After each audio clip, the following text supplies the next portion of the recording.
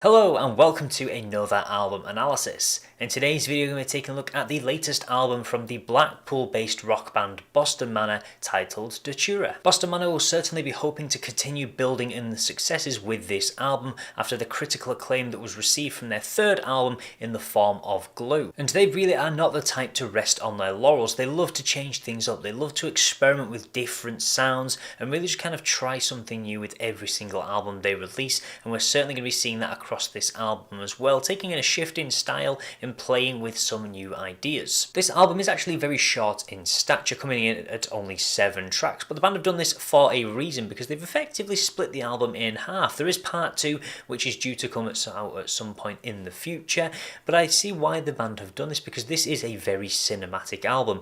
All the songs feel like they take place within one particular evening, and there's also going to be a lot of themes running through this album, and it is very personal to Henry Cox, the lead singer, as it all revolves around the difficult times in his life that he's gone through, but he's made it available to everybody by making the themes so open. So will this album make it through the evening and finally see daylight, or will it simply continue to live in the dark? Let's take a look at it track by track. Opening the album we do have Datura Dusk. Now this is a very nice soft intro with a very slow build, very much like a 9 Inch Nails track. It has this soft synth intro that just leads you gradually into the song, and it does help to set the scene, as well as alongside the lyrics as well, very descriptive, putting you in the moment. You kind of can imagine yourself in the situation that Henry Cox is trying to sing about because he sets the scene so very well. And this is a song all about being held in place by fear. It's quite a short track at only 2:39, but it serves as the perfect opener for our story.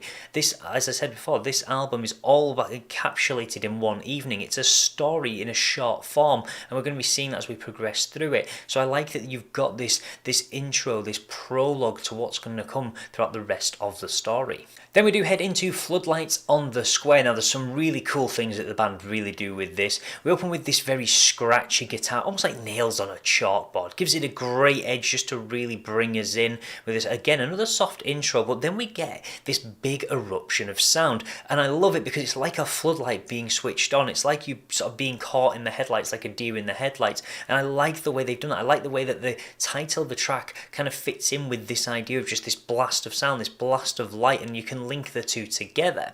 We do have these very grungy guitars heading into the main part of the track, which do help to maintain this very dark atmosphere, which the band have effectively gone for given some of the themes that are on this album. But one thing they do really well is they actually offset this with Cox's almost upbeat, soaring choruses to prevent the track from being too dark.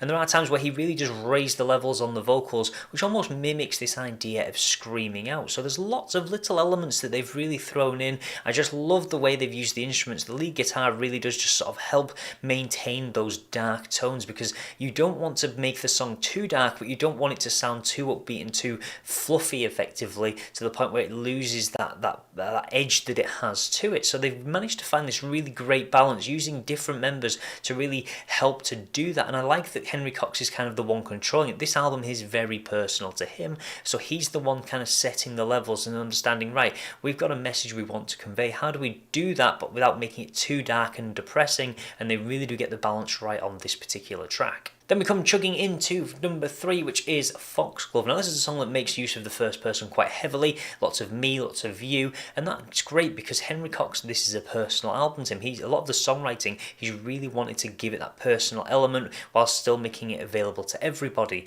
and he does that through using the first person. It adds that vulnerability, that nakedness to the actual track. And we do get some really interesting things as well, some pounding drums and these very sharp guitars, which do help to give the song a very frantic element in the backing part of it. And this song's all about coming off the track, so I kind of like this. It's almost like this train that's building up speed and speed and speed until it eventually derails, and they do use the instruments to really help build that idea and really show that very, very well.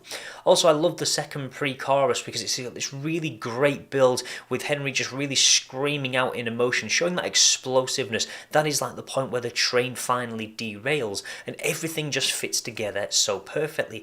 Even this song within this overarching story has a start and a finish. Every song feels the same, like it fits a purpose, or it has a start, a main part, and then a finish. And I really like the way they've constructed that. It's almost like every song is effectively a story within a story, and it just really builds together very well. And they've thought about every element they've put into every song and to how to extract the most of it without kind of making it too over the top and overcomplicating it. Then we drive straight into Passenger, which is probably the most upbeat track on this album. It is a bit more anthemic, which is quite weird on an album that's supposed to be quite depressive and kind of talking about struggling on making it through life. But the title certainly alludes to the fact of this struggle. You're the passenger, you're not in control, you're not driving. So again, the title track certainly ties in with the idea the band are trying to convey. And even some of the lyrics, I'm your passenger driving alone. And although the band didn't want to kind of have a lot of messaging in this particular track, they wanted to keep it super simple. You still naturally have that because there's different ways of looking at it. The fact of I'm your passenger driving alone, so you're not in the driving seat, you're the passenger, but you're on your own. So it's almost like there's no one taking the wheel, there's no one in control of your life, which I think is really smart because they've done it in a way where you can take your own meanings from it. You can choose how much you want to gain from this track, and it's a song all about that loss of direction, and it's just really great to see how they've managed to do that and just make it so accessible to everybody, because we've seen other bands that can kind of really try and throw too much meaning into a track and overcomplicate it and just really lose that effect. But they've just been able to do this through an upbeat track, which can be quite difficult to do, and at times it doesn't always come across particularly well, but I think the lyrics really do help to back up the idea the band were trying to convey, despite having that more upbeat sound to it. But it does certainly show a bit of variety on this album. Heading into track 5, we do have Crocus. Now this has some really interesting points on it as well. We've got these very dark undertones, but they're generated by the drums, which are much slower on this song, but just them alone are really able to generate this darkness that the band want to get for this particular track. Also, we get to see the full flavour of Henry Cox's vocals on this. He really gets to play around and go everywhere because he is a very versatile singer, and it really does show through on this when he's able to just really bounce around all over the place. A couple of other elements we do get as well, this stripped back pre-chorus where there's a subtle use of piano, again just throwing lots of bits and pieces in, lots of different elements. And we do get a slight shift in the perspective as well. There's use of somebody throughout this track as opposed to making use of you, and this makes the song more open. It makes it feel like a proclamation, almost like he's on a soapbox preaching to the world or standing out screaming to the world, somebody give me what I want. So he doesn't know what he wants because it's the idea of being lost and just really where you're just clutching at straws trying to find somebody to help you. So I like that it's made it more open and inviting as opposed to keeping it quite intimate like we have seen on a number of the other tracks for this album. Then we're going to bring it down a touch for the track 6, which is Shelter from the Rain, which is a beautifully atmospheric instrumental. Now I'm not always the biggest fan of instrumentals because on some albums they don't feel like they fit, but it feels so perfect on this particular album.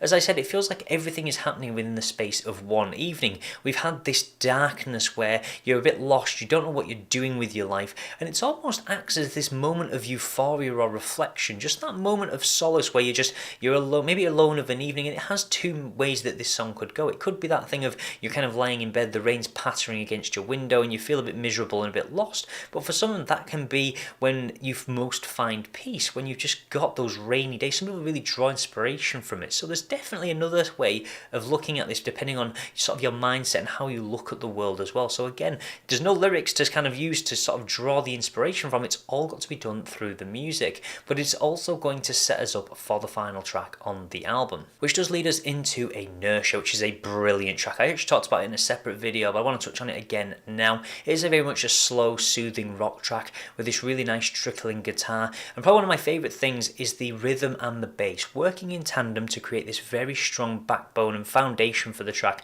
that allow and enable other things to happen. First of all, it allows the lead guitar to be much more playful. It gets to wander around and do what it wants, throw in some little creative flicks here and there just to add some spiciness to this track. Also, we do get some very long held notes and some layered harmonies on the vocals, which is really interesting to see, but because it's more of a love song, those long held notes and it's much slower, it really does work. And the actual title of the track itself is kind of encapsulated in meaning, because it's actually, inertia means an object that will continue its current motion motion until some force causes it to change direction or stop. So for Henry Cox, he's in this destructive path that he's going on, and the thing that stops him and grounds him is his wife. He really looks forward to getting back to her when they're touring. She effectively is the thing that holds him together and keeps him effectively sane. So it's a very sweet song. It does make it a love song, does again make it much more accessible, because anybody that's in a relationship or has somebody like that in their life can really just tie in with this idea of just that person being their home effectively. It's something they look forward to, something they look forward to spending time with. So a very sweet track that really just has these lots of different elements pulling together, and it serves as the perfect outro for this album. Overall, I do feel this is a very, very strong album. I'm going to give it a very deserving 8.5 out of 10. I love the way that this effectively is stories within a story. The fact that all the songs can tie in together so well into the events of one evening. They're packed full of meaning as well, and I love how the instruments help to really just tie the meanings together or really emphasize them, because this is an album very personal to Henry Cox. It's all about his struggles, and the band have really supported him with the instruments to sort of convey that message and really push him up and really kind of help him to do so and be those enablers that they need to be to really get that message across. One downside maybe to the album is the actual length. If you take away Shelter from the Rain, we have only got 6 tracks, but maybe that's just me being greedy and wanting to hear more from what the band have to offer.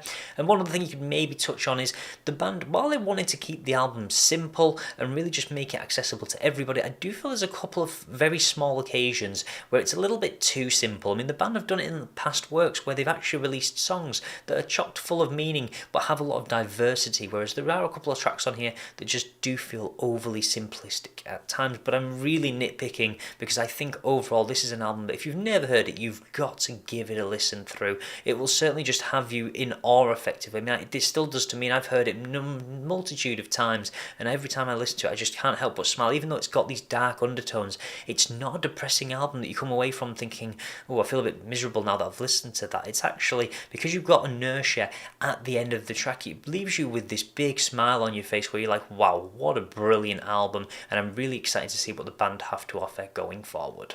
So that is everything for today's video, but please do give this album a listen and let me know your thoughts in the comments below about what is possibly your favourite. I think for me, Crocus just really does take the cake on this. So as much as Inertia is beautiful, there's just something about Crocus that I just can't help but really just take my ears away from on that particular track. And if you want to see more content like this, then please do feel free to subscribe, and I will see you in the next album analysis.